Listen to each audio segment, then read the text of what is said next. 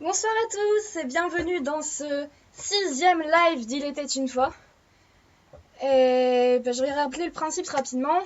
Vous donnez tous un mot dans le chat, le premier qui vous passe par la tête. Je prends les 5 premiers et j'invente une histoire là-dessus. Du coup, j'attends vos mots. Hop, je vais regarder ça. Alors, quelle rapidité, c'est trop rapide pour moi. Oh là là. Alors, nous avons chaton, c'est mignon. Glaçon, que des mots en on. Ah non, branchi, chaton, glaçon, branchi, clavier, et il m'en manque un. Donc nous avons dit, hop, chaton, glaçon, branchi, clavier.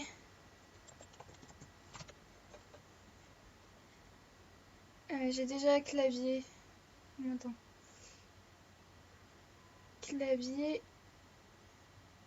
et donc golem. Voilà, chaton, glaçon, branchi, golem. Ok. Je vais voir ce que je vais pouvoir faire avec ça. Je vous laisse discuter entre vous dans le chat en musique et moi je vais réfléchir à tout ça et je serai de retour d'ici 2 minutes. Hop.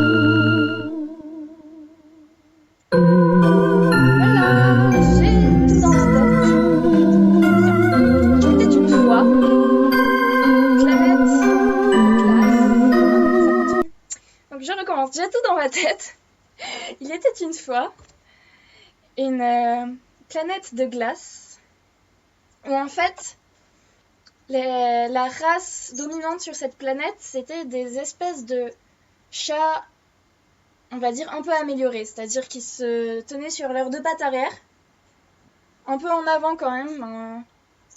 Je sais pas si vous voyez les chars dans Guild Wars, c'est à peu près ça. Mais en moins féroce, ça a quand même la tête toute mignonne du chat. Et du coup, nous suivons l'histoire d'un petit chaton qui s'appelait Melchior. Et donc, c'est un petit chaton qui vit avec son papa, sa maman, dans un petit village en bordure d'océan gelé. C'est-à-dire, il y a les glaçons sur la terre, mais il y a aussi des océans dessous, ben, c'est de l'eau, quoi. Et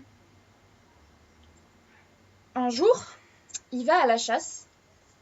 J'ai oublié d'expliquer que, comme ils sont un peu améliorés, ils sont aussi des branchies pour pouvoir respirer sous l'eau quand ils vont à la chasse dans l'eau. Parce que leur nourriture de base, c'est le poisson. Donc, ils plongent, enfin, ils creusent un trou, ils plongent et ils vont à la chasse. Et donc, un jour, alors qu'il revient de la chasse, tout son village est détruit. Des cadavres s'amoncellent partout dans le village. Et il lâche son seau plein de poissons. Il lâche ses outils de pêche, son harpon. Et il court vers sa famille. Il voit son père en train d'agoniser. Oh, qu'est-ce qui s'est passé? C'est le sorcier. Le sorcier? Mais qu'est-ce qu'il a fait? Comment il a pu faire ça? Il a créé un golem à partir d'un glaçon. Et il a tout détruit sur son passage. Mais vous avez pas pu l'arrêter? On a été pris par surprise. On ne pensait pas que ça pourrait arriver. Et puis... Le père rend son dernier souffle. Le chaton... Il crie de désespoir.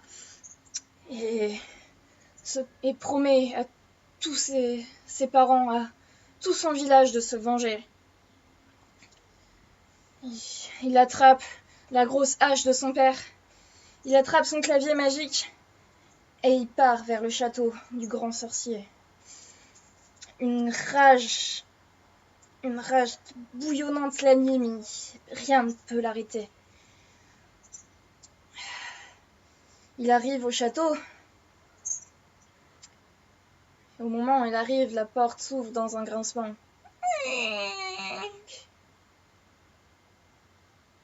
Il est un petit peu moins rassuré d'un coup. Il y a sa rage qui commence à retomber et à se transformer en peur. Il avance la queue entre les pattes. Il fait très très sombre dans le couloir. Il attrape son clavier et puis il commence à jouer une douce mélodie et tout autour de lui, il y a comme un halo de lumière qui se forme, éclairant le couloir un petit peu plus loin.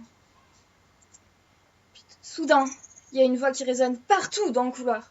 « Je t'attendais, petit chaton. Tu as fait vite, dis-moi. »« Je n'ai pas peur de toi, sorcier. Je n'ai pas peur de toi. » Il tremble comme un fou sur son clavier. Mais il continue à avancer. Au bout du couloir, il arrive dans une grande salle.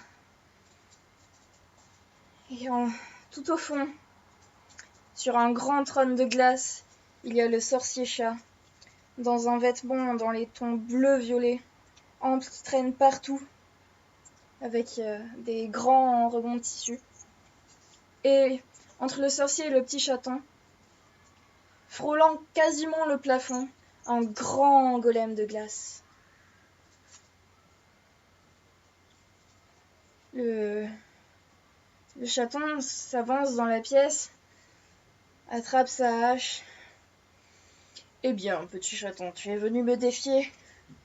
Je suis venu me venger, et je te tuerai pour tout ce que tu as fait. » Voyons, petit chaton, tu sais bien que tu n'es pas de taille.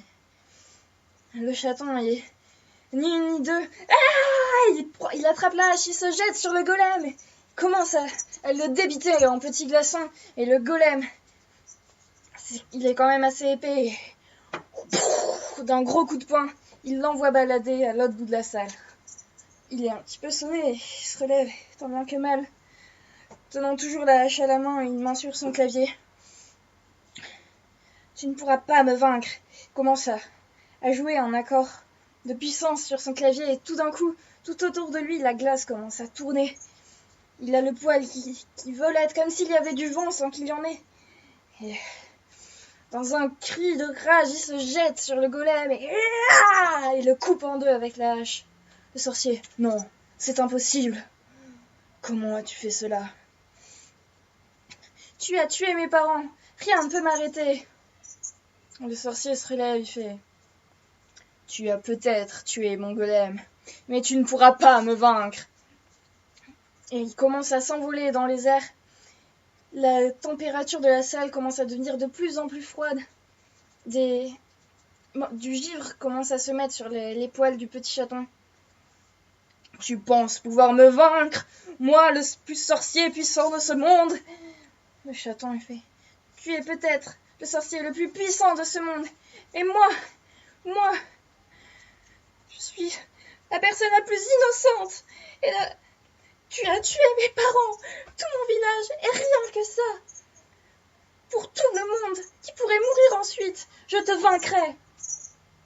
Mais, justement, comme tu dis, tu es insignifiant, tu ne pourras pas me vaincre. Le petit chaton ferme les yeux, puis commence à jouer une mélodie extrêmement triste, pleine de sentiments, qui prend au cœur le sorcier. Et qu'est-ce que c'est? Il s'attrape la poitrine. Oh, mais qu'est-ce... Oh, j'ai mal. Oh, qu'est-ce que c'est? Et le chaton continue à jouer, et puis la mélodie devient de plus en plus prenante et plus en plus belle. Le sorcier est plié en deux. Il crie, et pouf, il explose. Le chaton termine son accord parfait, réouvre les yeux et se met à pleurer.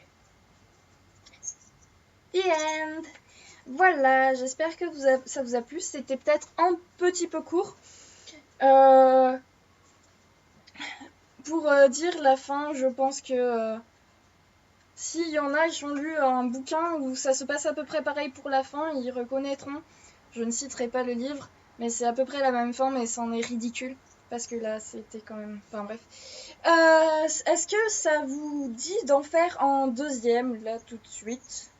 Je voudrais avoir, genre, 5 réponses positives. Et si vous êtes au moins 5 à bien vouloir en refaire un, et ben on en refait un juste après. Si ça vous a plu, bien sûr. En tout cas, merci d'avoir été nombreux comme ça fait plaisir. Voilà.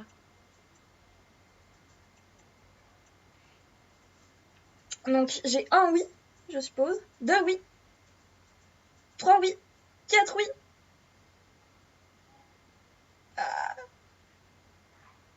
5 oui. Et ce n'est pas une proposition indécente. C'est une proposition indévante. Alors, eh bien, je vous propose une courte pause de 2-3 minutes, le temps que je me rafraîchisse parce qu'il fait vraiment très très chaud. Et puis on est reparti pour un second live. Je sais pas si je l'appelle 6 bis ou 7. Je pense 6 bis c'est mieux. En plus ça fait 6 bis, ça rime, c'est cool. Bref, à tout de suite.